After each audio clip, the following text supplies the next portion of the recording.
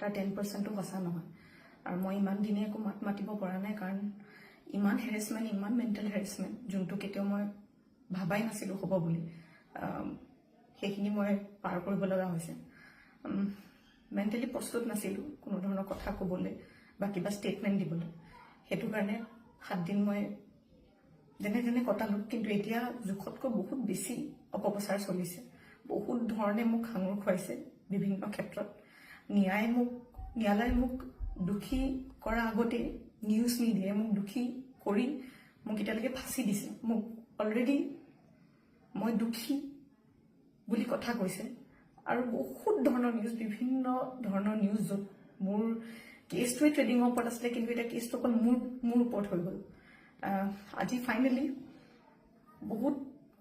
বহুত দিনৰ পিছত সাহস কৰি মই চাৰেণ্ডাৰ কৰিব ওলাইছোঁ। মই ফুল কোঅপাৰেট কৰিম পুলিচৰ লগত।